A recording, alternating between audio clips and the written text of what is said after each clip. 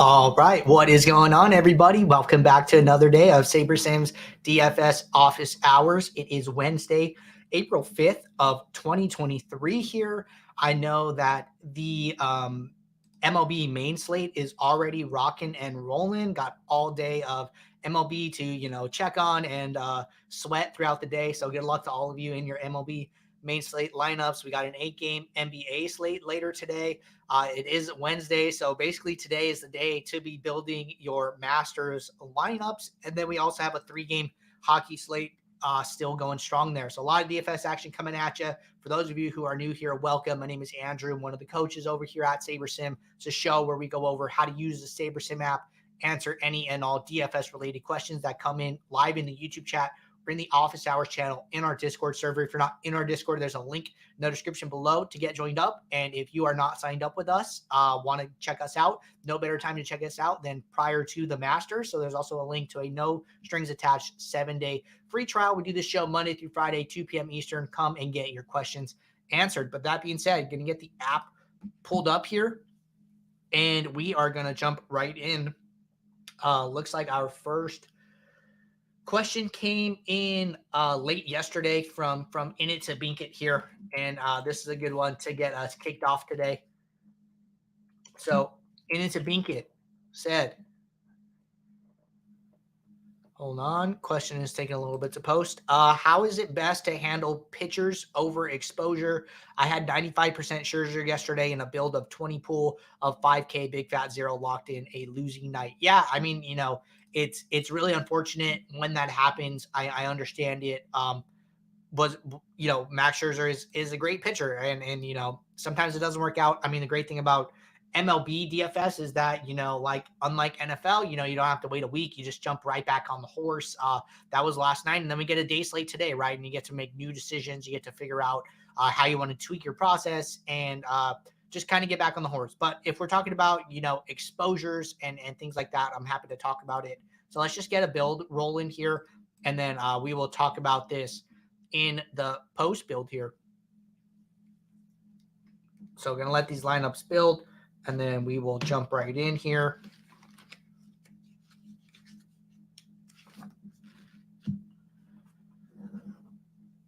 Lineups are taking a little bit to kick off here. Okay, so lineups did not build properly here. What would I do if I'm in this situation? I would come into the home screen. I would hit this red reset icon and then just reset any rules or any things that I had going on. Do a hard reset, Control-Shift-R if you're on Windows, Command-Shift-R if you're on Mac. Just give the site a good once over here and figure out what's going on. So I'm going to go back to the main slate because we're just going to use this as our demo here, and then I'm just going to remake my 2 adjustments here and then see if I can build lineups second time around here. But that is like SaberSim troubleshooting 101 right there. Red reset icon, hard refresh, see what is up and see if you can get that fixed. So let's see if our lineups will indeed build here. They did. So I must have had like some rule or some conflicting rule from like yesterday's show messing me up here. But anyways, we're in the post build. We got our builds ran. First thing right off the bat, similar to yesterday, we're getting a lot of exposure to Christian Javier here. We've been talking about this idea of moving right to left within our builds. So first thing that I'm going to do for this right here is start with mini uniques. There are 10 players in this DraftKings lineup. I'm just going to set this to half by default, see what that does to my Javier exposure. So it actually didn't do anything. So that's like really interesting to me, right? It's telling me that Javier is just a really good play. But there's obviously still some risk here. Maybe I'm not comfortable with this much leverage. Maybe I want to be closer to the pool exposure here, right? I think that this is a great indicator. I don't know, what Max Scherzer's pool exposure was, but in your 5,000 lineups, I cannot imagine that he was like 100% or even 90% pool exposed in that instance there. So I would use this as like a guiding marker. Maybe you want to find a halfway point between your current exposure and the pool exposure. Maybe you want to just move it down to match the pool exposure. I think that's totally okay. What I will say is that, once you are done adjusting your lineups, making any adjustments. If you are overexposed to anybody, if anybody's making you nervous, if it's just too much exposure to one individual asset, just go in and adjust that, right? The worst thing that you could do is have a lineup set that makes you nervous, that you are not comfortable playing. So I would always suggest, if there is one asset in that portfolio that is making you nervous, just go in and make an adjustment to that player. And then regardless what happens at the end of the night, at least you are much more comfortable accepting that risk, right? So I think it's totally okay to go in and make an adjustment to an individual player. But I think starting with min unique, starting with any other adjustments first, and then seeing where that goes, and then that will help guide you as to what you should set this value to. So if this was me, and I had like 75% exposure to him, I had 45% exposure in my pool, I probably would have dropped this to like 60 and maintained more leverage. But, just letting the builder kind of guide you and give you some ideas is how I would go about it. All right, next question here from Larry. Larry said, what is the ideal amount of lineups to create for your pool? Currently, I am capped at 500, but playing 200 to 300 lineups a night, I am severely limited with my potential to build winning lineups because my lineup pool is not high enough. What is an ideal pool size to use, and are there diminishing returns if I go in the other direction and make that number too large? So what I will say is that, Larry, you might be somebody who would benefit from our SaberSim Pro plan. You can build up to 5,000 lineups as opposed to 500 lineups. If you're playing 200 to 300 lineups a night, you're probably playing like 150 max along with many 20 entry lineups as well. So I would highly recommend exploring that or determining if that is a route that you want to go. If you're comfortable on the standard plan with the pricing, I understand. What I would suggest is just running multiple builds. So run one build for your 150 max and then run one build for your 20 maxes, as opposed to combining them. That way you get a better ratio of number of lineups to pool lineups. That gives you much more flexibility. Will be a little more tedious, not running it all at once and being able to maintain it from one build. But I think that if you're having trouble getting flexibility, if you're using 300 lineups out of 500 and that's just not working for you with some of the adjustments that you want to make, I would suggest splitting that up into smaller number of lineups per build and going from there. All right. Teddy G has a question here. Oops. Posted that in the Discord. Get that over to the YouTube chat. Teddy said, hey, Andrew, is there any disadvantage to building all of my lineups through a single pool setting, even if contest type and size is slightly different? Same question as it pertains to filtering. Thanks. So no, I don't think that's wrong at all. I'll do that if I don't have any like diversifier builds that I want.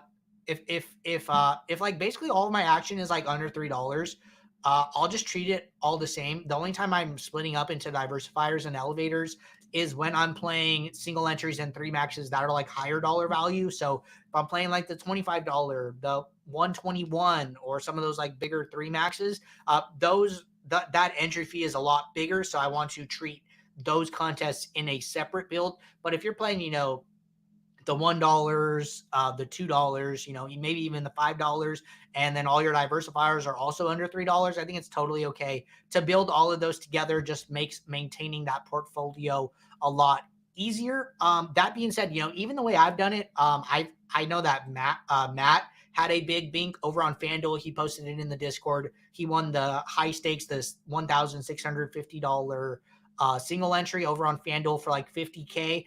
And my understanding is, I saw some chatter in the Discord that, he's just building a big 150 set and then even either uniquely filling or unique random filling from that set. If he could always clarify, but that's kind of what I heard. So, even sometimes people are like, hey, I'm going to build a strong pool and then let my single entries fall where they will. I couldn't do that. I would probably want to micromanage that lineup a lot more, but it worked for him, right? So definitely different ways of going about it, but those are my thoughts on how I would handle that scenario. All right. Next question here from Trudy. And going to get this one in the chat. We have about 2 more questions. in the Discord. If anybody has any questions, now's a great time to get them in. Looks like the only message so far in the YouTube chat was from Daniel saying, let's go. Let's go, Daniel. Good luck in your contest today. All right, so going to get this one over here from Trudy. She said, hi,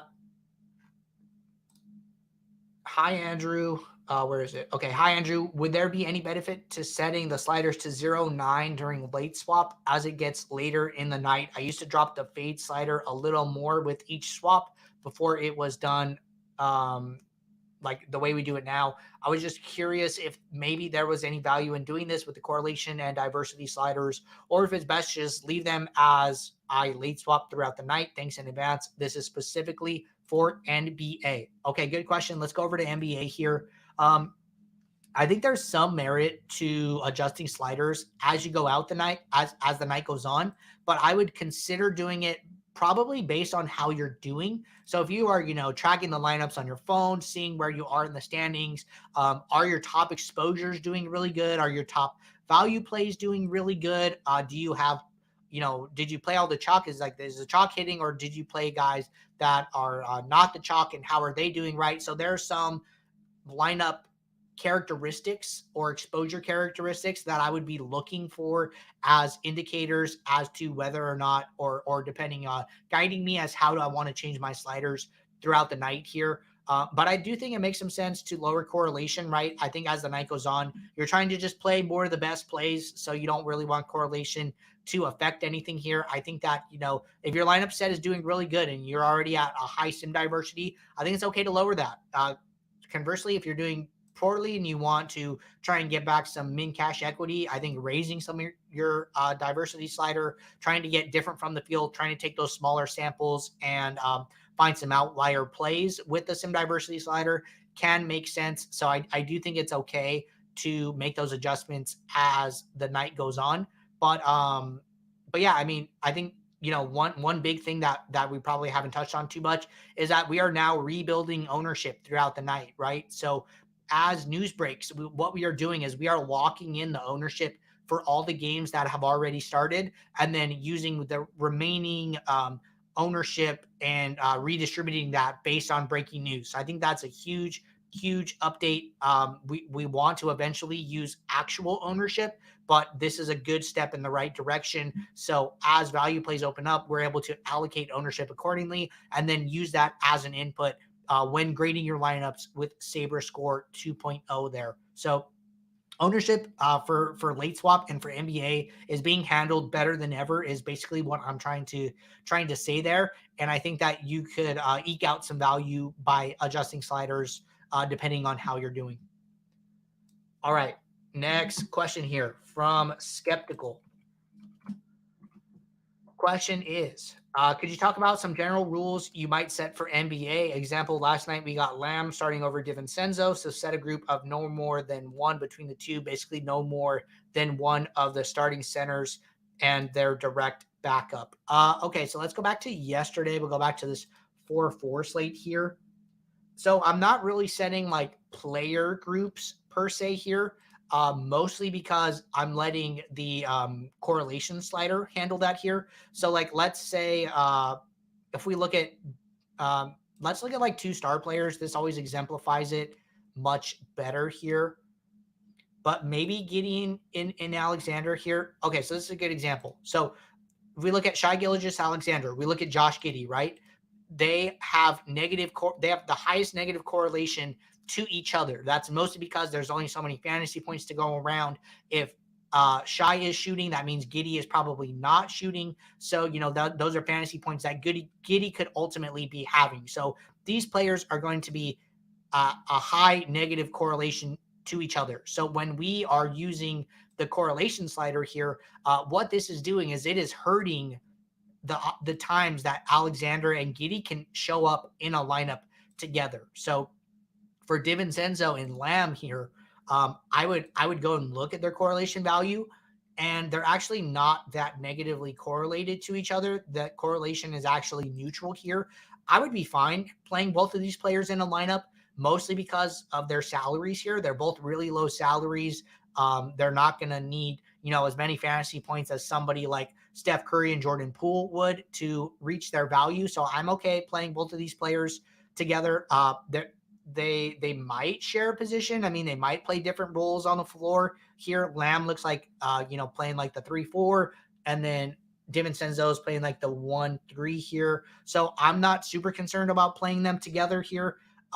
You could do some stuff in like Popcorn Machine and see, are these guys subbing 1-for-1 here? What do the rotations look like? If you wanted to do some additional research to figure out, will they be playing on the court together, or will they be swapping for one another, and then kind of go from there? I think that's okay to do.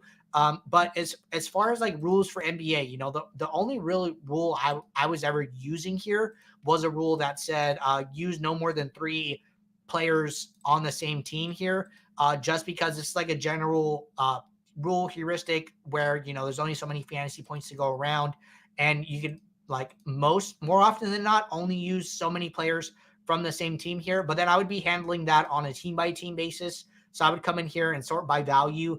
If there were teams where they had super high value, like Washington, maybe Portland here, maybe Golden State, I would be removing those teams from the rule and allowing lineups to have more than 3 players from those specific teams. So I think that, late season NBA is probably where that rule does not make as much sense, as opposed to like early to mid season NBA, where you get some of those more well-priced slates, less people hurt or less teams tanking, all of that stuff that's going on currently here. So I would be handling that on a team by team basis, but I'm not really setting any rules to exclude players from the same team playing in the same lineup. I'm mostly letting negative correlation and the correlation slider handle that for me here.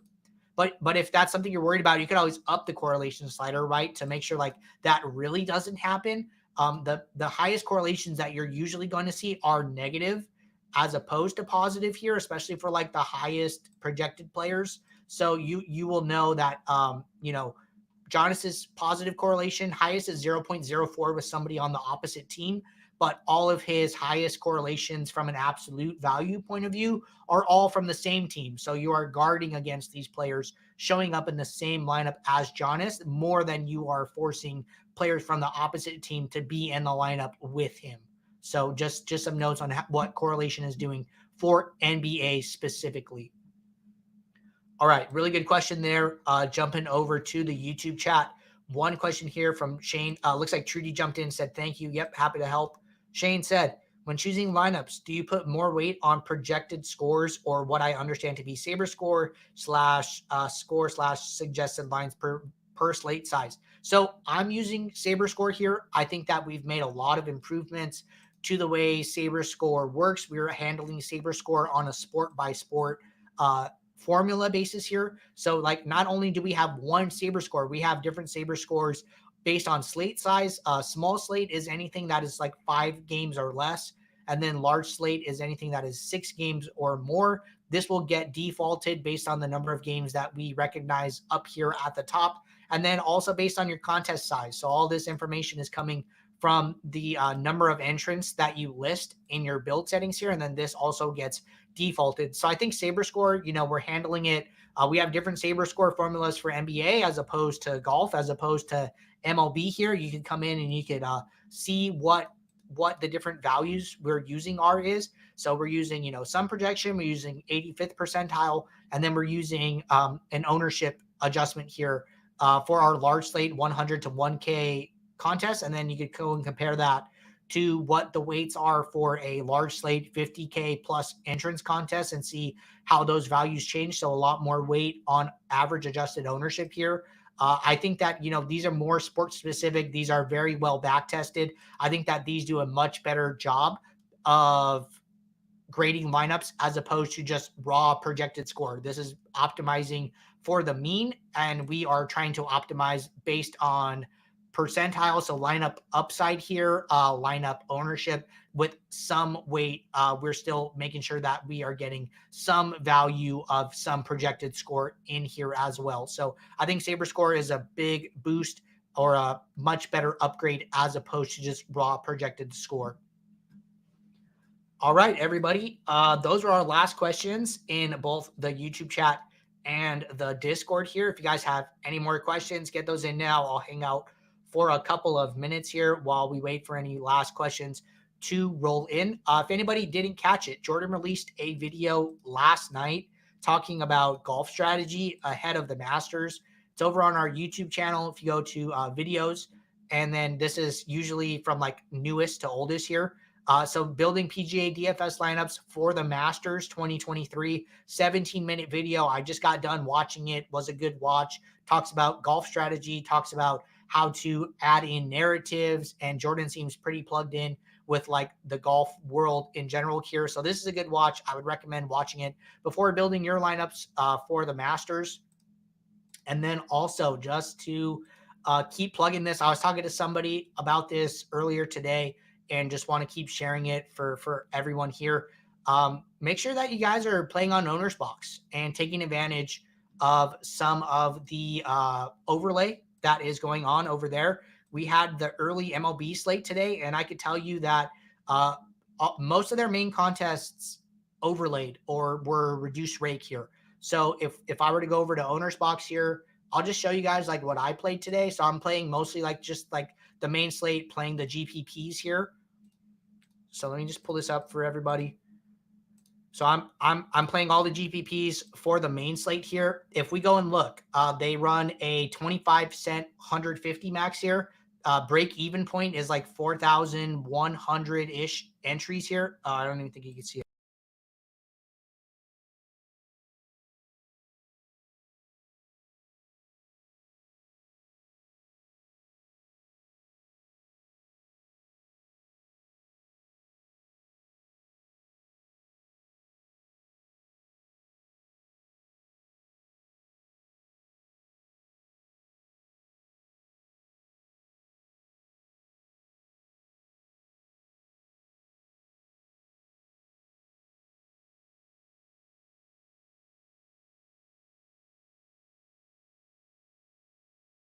Or DraftKings, where the rake is about 15%. So all those contests are filling, right? If you have $100 in entries and then you play those contests fill, your entries automatically get reduced to like $85. So people will come in and say, hey, you know, I'm like breaking even. I'm winning my entry fees back. You know, what do I need to do to get better?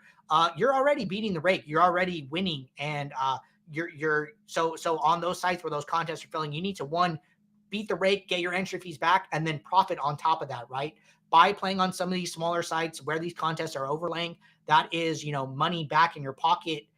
You're not paying that rake, and then that gives you just a better opportunity to cash right away. So I think taking advantage of that while it is available is one of the best things that you could do. Contest selection is so important, and taking advantage of those no rake overlaid contests is a huge advantage early in the MLB season here. But aside from that, you will also get the opportunity we will track your entry fees if you use code SABER or code SaberSim. And then for these different entry fee values that you hit, you will earn SaberSim credit. We will reach out to you. And they also have a up to $500 deposit bonus that you can ultimately work through here.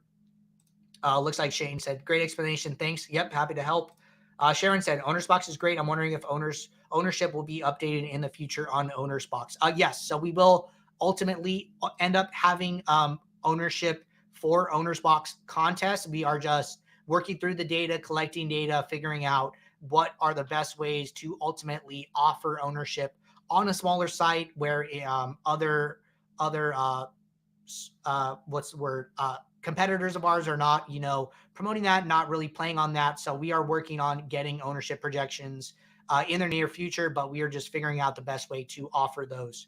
But really good questions today, everybody. We'll be right back tomorrow for our Thursday show. Good luck in all of your contests today with the MLB main slate, with building golf lineups. And until tomorrow, take care. I will see you. Bye.